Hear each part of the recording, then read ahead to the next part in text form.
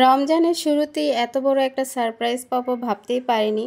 কি সারপ্রাইজ পেয়েছি সেটা জানতে হলে অবশ্যই পুরো ভিডিওটি দেখতে হবে। হ্যালো এভরিওয়ান, আসসালামু আলাইকুম। সবাই কেমন আছেন? আশা করি আল্লাহ তাআলার অশেষ রহমতে সবাই ভালো আছেন। আলহামদুলিল্লাহ আমরাও ভালো আছি। স্কিপ না করে পুরো ভিডিওটি দেখার অনুরোধ রইল। আমার বিজনেস পেজের জন্য কয়েকটা ড্রেসের ভিডিও শ্যুট করছিলাম, তো ওইগুলো শ্যুট করতে করতেই একজন কাস্টমার চলে আসলো। তো এই যে এই ডিজাইনটার যেই কয়টা কালার ছিল সবগুলো, মানে এই প্রাইজের যে কয়টা ড্রেস ছিল সেই কয়টা ড্রেস নিয়েই আমি একটা ভিডিও শ্যুট করছিলাম। তো এর মধ্যে কাস্টমার এসে দেখলো, মানে এই ড্রেসগুলো খোলা পেয়ে সে আর অন্য কোনো ড্রেসে হাত লাগায়নি, মানে এই ড্রেসই তার পছন্দ হয়ে গিয়েছে। তো এইটাই সে কাস্টমার নিয়ে নিয়েছে।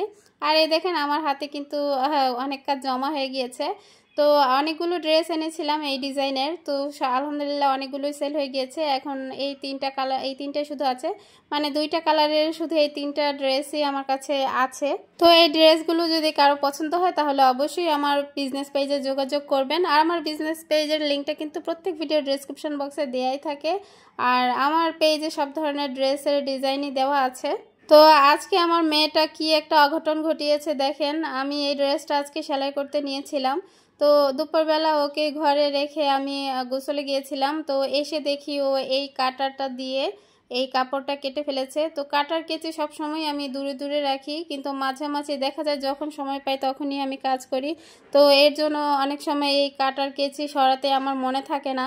তো আজকে এরকম একটা দুর্ঘটনা ঘটবে আমি ভাবতেই পারিনি। তো এইখানে একটা কামিজ, এটা হচ্ছে একটা কামিজ আমি সেলাই করতে নিয়েছিলাম, আর অনেকখানি কেটে ফেলেছে। অল্পখানি কাটলেও একটা কথা ছিল। তো যদিও ওই ড্রেসটা অন্যের ছিল না, আমার ছোট বোনের ছিল। তো যেহেতু আমার ছোট বোনের, তাই হয়তো বা তেমন কোনো প্রবলেম হবে না। আমি ওইটা একটুখানি নিচে কাপড় দিয়ে সেলাই করে দিব, রিভু করে দিব, তাহলে আর অত বোঝা যাবে না, বাসায় পরে ফেলতে পারবে। কিন্তু অন্যের ড্রেস হলে হয়তো আমার এখানে জরিমানা দিতে হতো। আমার মেয়েটা যতই বড় হচ্ছে ততই ওর দুষ্টুমি বেড়েই চলছে, যার কারণে আমি কোনো কাজই ঠিকমতো করতে পারি না। প্রত্যেকটা কাজ করতে গেলে প্রচুর বাধা আসে। দেখা যায় একটা ড্রেস সেলাই করতে গেলে আমার 10 বার সেলাই মেশিন থেকে উঠতে হয়। রমজান মাসে একটা সুবিধা, বেশি কোনো রান্না বান্না নেই, একদম টাইমের কোনো রান্না নেই। যেমন অন্য সময় একদম দুপুর 1টার আগেই আমার রান্না শেষ করতে হয়েছে, যেহেতু আপনাদের ভাইয়া লাঞ্চে বাসায় আসতো। তো এর জন্য আমার আগে গিয়ে রান্না করতে, যেহেতু এখন সে লাঞ্চে আসে না, তো একটু রিল্যাক্সই রান্না করি। আর রোজা রাখার ফলে দেখা যায় দুপুরে রান্না বান্নার ঝামেলাটাও একটু কম থাকে। তবু আমি দুপুরেই রান্নাটা করে ফেলি, কারণ ছেলে মেয়ে দুইজনকেই তো খাওয়াতে হয়। আর আজকে 2 দিন হলো আমার ছেলে রোজা রাখতে চেয়েছিল বলতে ও আধা বেলা রোজা রেখেও ছিল। গতকালকেও ও দুপুর পর্যন্ত রোজা ছিল, কিন্তু এর মধ্যে মারিয়ামকে আমি ডিম খেতে দিয়েছিলাম, সেই ডিম নিয়ে ও ওর ভাইকে জোর করে খাইয়ে দিয়েছে। তো এর জন্য গতকালকে রোজাটাও রাখতে পারিনি। আর আজকে রোজা ছিল। তারপরে আবার দুপুরবেলা মারিয়ামকে ভাত খাওয়ানোর পর আমি ওকে জিজ্ঞেস করলাম যে তুমি কি ভাত খাবে নাকি রোজা রাখবে। তারপরে বলছিল যে ভাত খাবে। তো আমি বললাম ঠিক আছে। তো আমার ছেলে এমনিতেই ও অসুস্থ, ওর শরীর এমনিতেই দুর্বল, তো ও যতটুকু করে ততটুকুই অনেক। হয়তো বা আল্লাহ তাআলা ততটুকুতেই খুশি থাকবেন, জানি না, আল্লাহ তাআলাই ভালো জানেন। তো এই দেখেন আপনাদের ভাইয়া আমাকে কি সারপ্রাইজ দিল। মানে অনেক দিন ধরেই সে আমাকে বলছিল যে ঘরের জন্য টিভি আনবো নাকি আইপিএস আনবো। তো আমি বলেছি তোমার যেটা খুশি তুমি সেটা আনো, আমি কিছু জানি না। তারপর সে তার ছেলেকে জিজ্ঞেস করলো যে টিভি আনবো নাকি আইপিএস আনবো। তো ছেলে বলছিল টিভি আনো।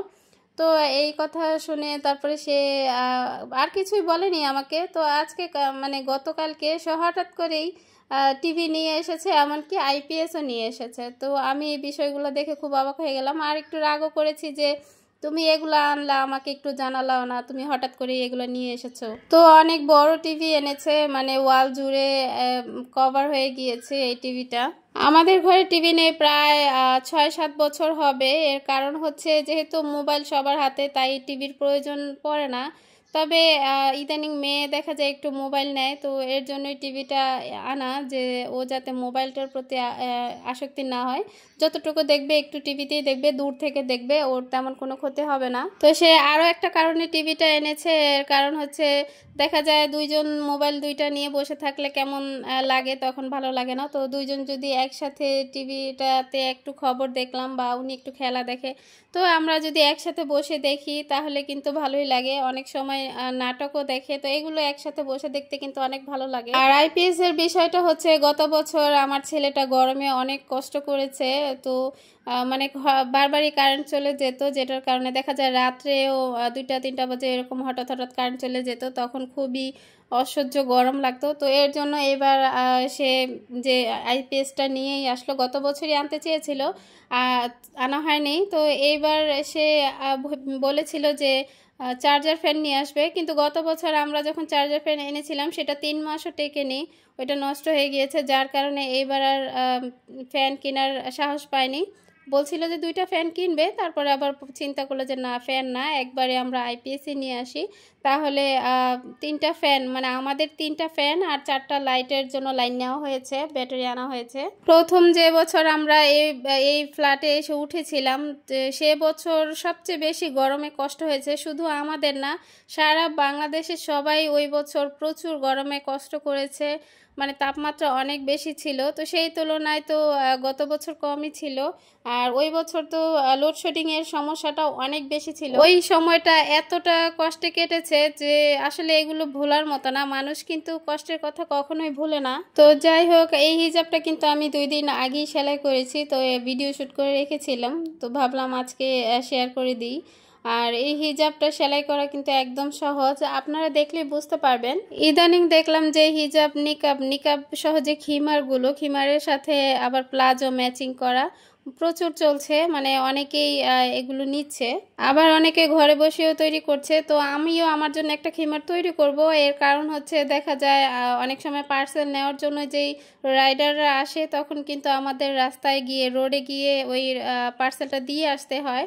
তো এর আগে যতবার গিয়েছে দেখা গেল যে মাস্ক পরে তারপর ওড়না পেঁচিয়ে তারপর গিয়েছি, কিন্তু ওড়না পেঁচাতে গেলে দেখা যায় ফুল কভার হয় না, তো এর জন্য খিমার বা হিজাব পরে গেলে সবচেয়ে বেশি ভালো হয়। তো এর জন্য আমি ওই রকম একটা খিমার তৈরি করব।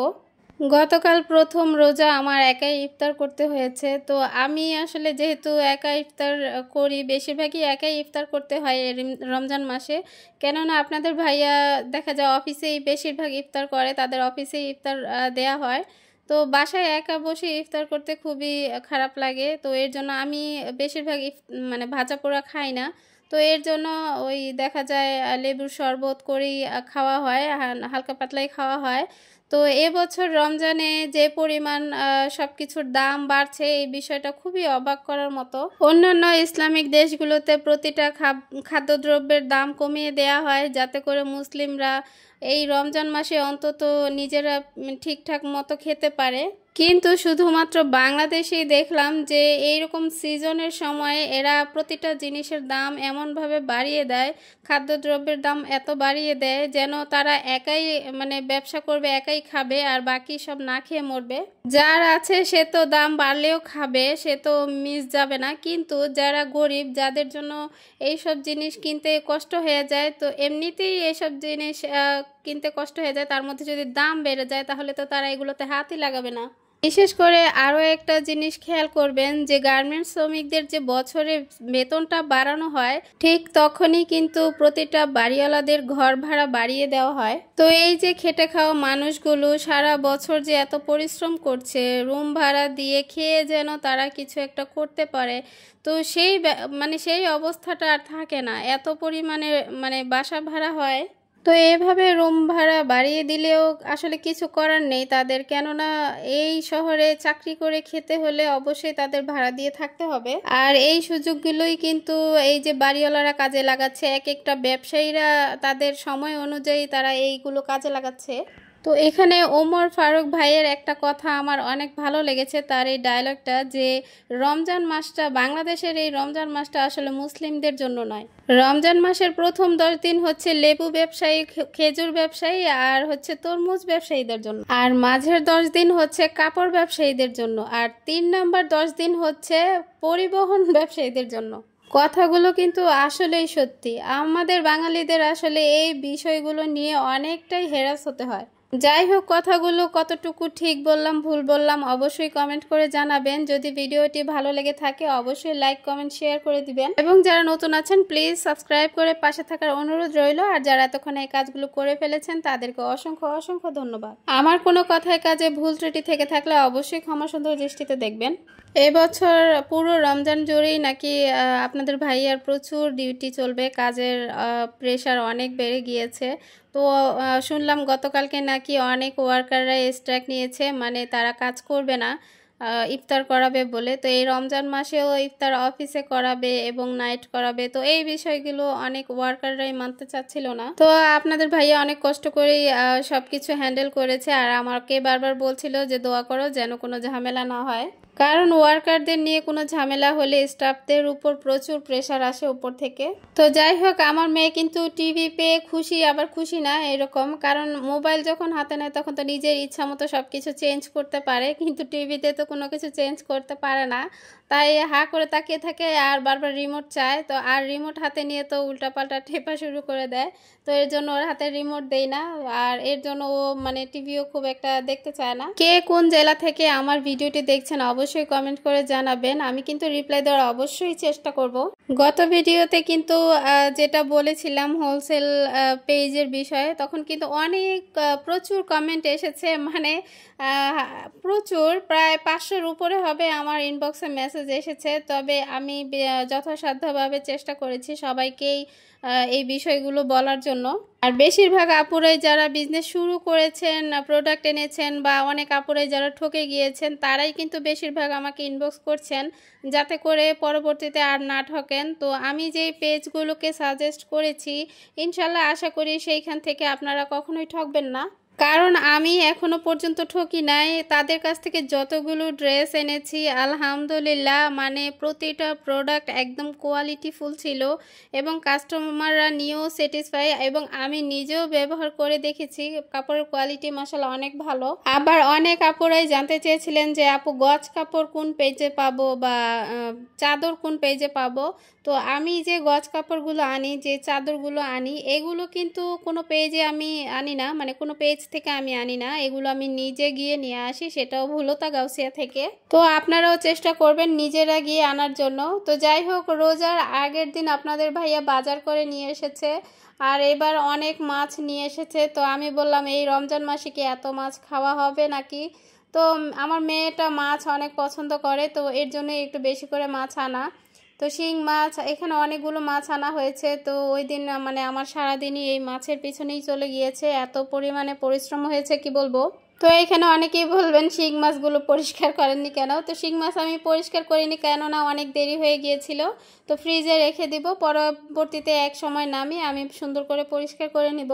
তো এখানে ছোট ছোট ট্যাংরা মাছ, ইলিশ মাছ, বড় চিংড়ি, রুই মাছ, শোল মাছ, পাঙ্গাস মাছ আর শিং মাছ, মানে এই কয়েক পদের মাছ এনেছে। তো সবগুলো মাছই আমি ধুয়ে পরিষ্কার করে নিয়েছি, এখন শুধু প্যাকেট করে রেখে দিব। আর আমার ফ্রিজটা একটু ছোট, যার কারণে এত কিছু জায়গা হয় না। তো আজকের মতো ভিডিওটি এখানেই শেষ করছি। সবাই সুস্থ থাকবেন, ভালো থাকবেন, আল্লাহ হাফেজ, আসসালামু আলাইকুম।